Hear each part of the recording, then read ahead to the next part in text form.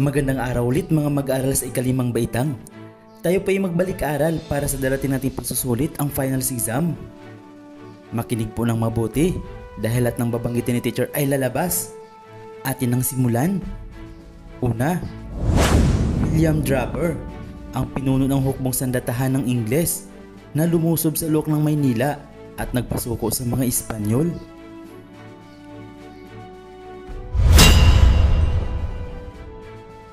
Limahong, ang piratang Tsino na sumalakay sa Parañaque at Maynila.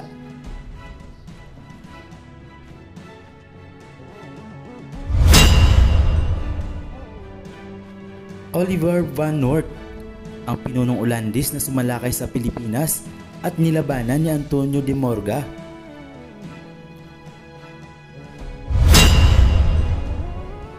Gonzalo Pereira, ang pinuno ng sundalong Portugis na nakipaglaban kay Miguel Lopez de Legazpi sa Pilipinas.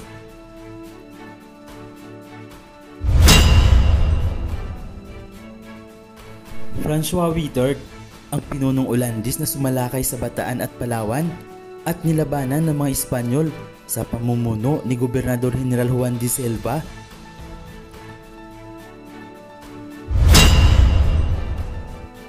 Portugal, ang bansang sumalakay sa mga Espanyol sa Cebu upang paalisin ang mga Espanyol na sa pamumuno rin ni Gonzalo Pereira.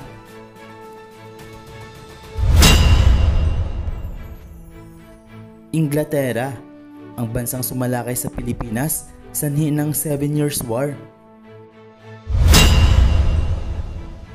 China, ang bansang pinagmulan ng piratang si Limahong.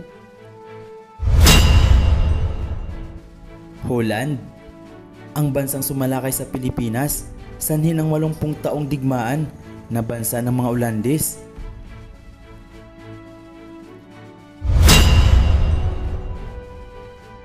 Inglaterra, ang bansang nagtagumpay at nagpasuko sa pamalang kolonyal ng Espanya na pinamumunuan ni Arsobispo Roa sa Pilipinas.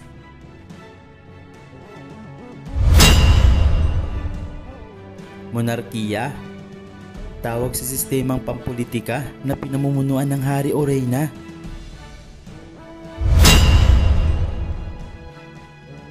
Vox Imperi, Vox Populi, kasabihang Latin ng ibig sabihin o ang kahulugan ay ang boses ng pamalaan, ay ang boses ng taong bayan. Gregorio Gozon Sancianco, abogado na sumulat ng akdang El Progreso de Filipinas. Encyclopedia, tawag sa aklat na naglalaman ng mga tinipong liberal na kaisipan noong ika-18 siglo.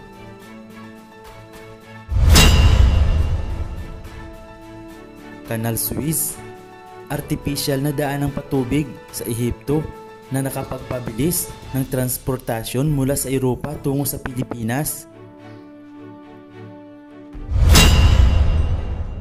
Juan Luna, ang nagpinta ng Espanya y Filipinas.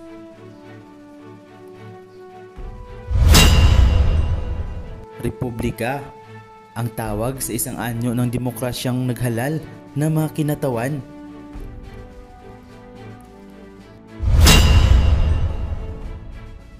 Media klase, ang tawag sa mga Pilipinong naging bukas sa kaisipang liberal mula sa Europa.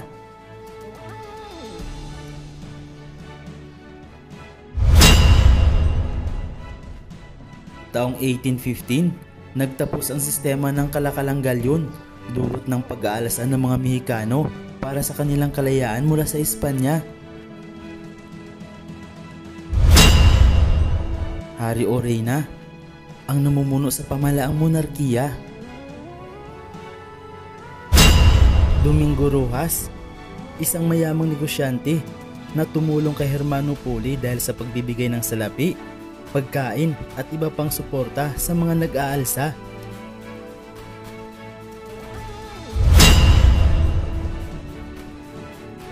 Regionalismo, ang dahilan ng pagkawatak-watak ng mga Pilipino dahil sa halip na isipin ang kapakanan ng buong Pilipinas ay mas pinahalagahan ang kanyang rehiyon.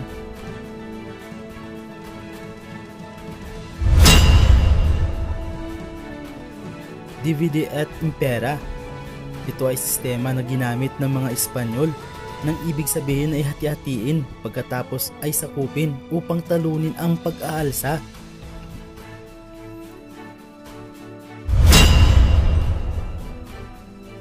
Andres Novales, isang insularis na nag-alsa sa mga Espanyol sa Intramuros sa loob lamang ng mahigit 20 oras.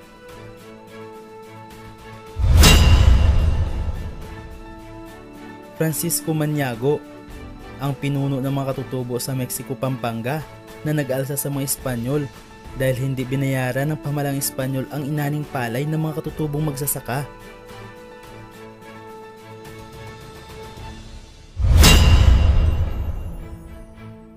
Juan Sumuroy, taga Samar na nag-alsa laban sa mga Espanyol dahil sa pagpapagawa ng galyon.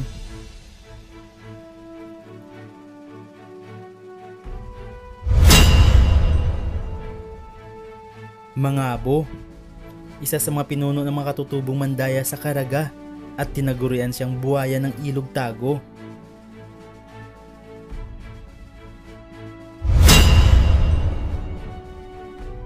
Basi, ang tawag sa alak na kilala sa Rio ng Ilocos.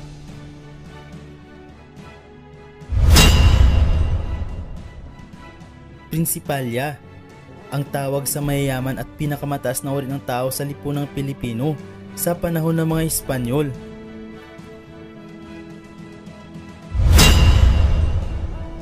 Pagsasaka, tawag sa salitang iniuugnay sa agraryo.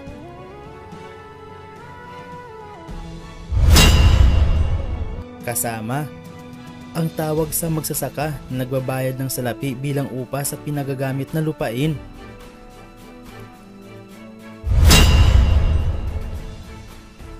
Monopolyo, ang tawag sa salitang iniuugnay sa pagkontrol ng produksyon ng mga magsasaka noong panahon ng mga Espanyol.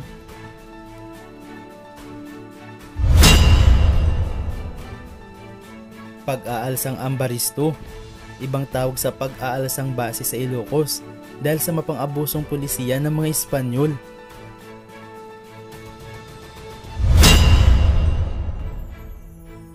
Kailanis, ang tawag sa mga katutubong nag-alsa sa Ilocos na binubuo ng mga karaniwang tao na mahihirap.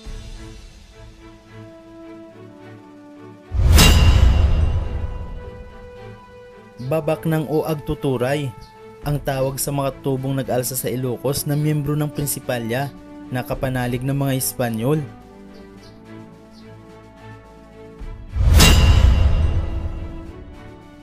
Sinkretismo, ang tawag sa pinagsamang katuruan ng Kristiyano at paniniwala ng mga katutubong relihiyon.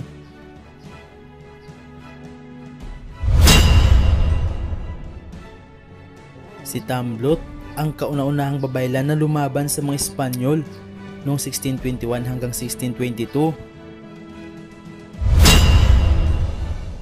Don Juan de Alcarazo, ang lumusob sa kuta ni Tamblot noong Enero 1, 1622.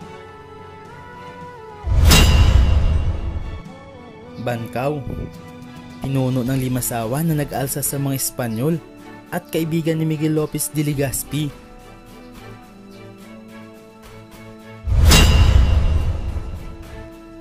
Pagali, isang babaylan na nakahikayat kay Bancao na bumalik sa katutubong paniniwala at nakapagpapatayo ng puok sambahan.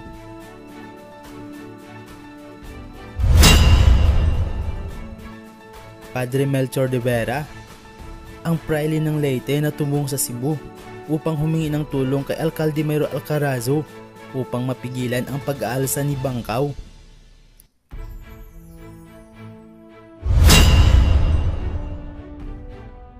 Tapar, isang babaylan na taga Malunor Dueñas, Iloilo na nag-alsa laban sa mga Espanyol.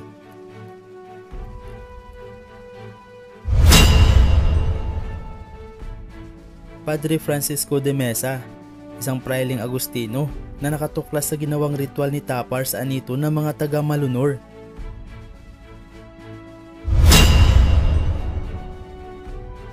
Pedro Duran, ang alkalde mayor ng Oton, Iloilo na hiningan ni Padre de Mesa ng tulong upang masupil si Tapar.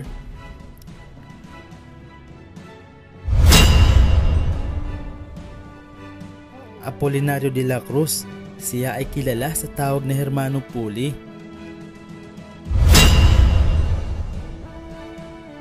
Hermano Puli ang nagtatag ng Hermandad de la Archicofradía del Glorioso Señor San Jose y de la Virgen del Rosario o Cofradía de San Jose.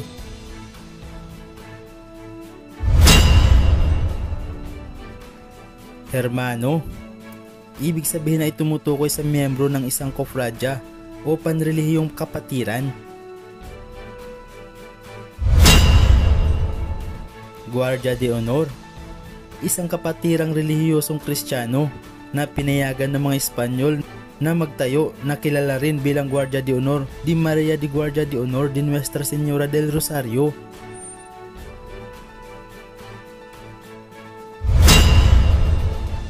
Dominicano, ang nagtatag ng Guardia de Honor noong 1872.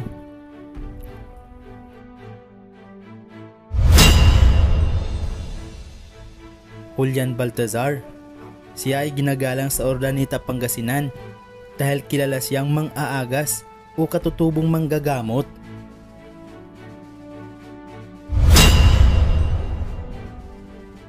Mga mag-aaral, huwag kalimutan ang napag-aralan dahil lahat ng ito ay lalabas sa ating darating na pagsusulit.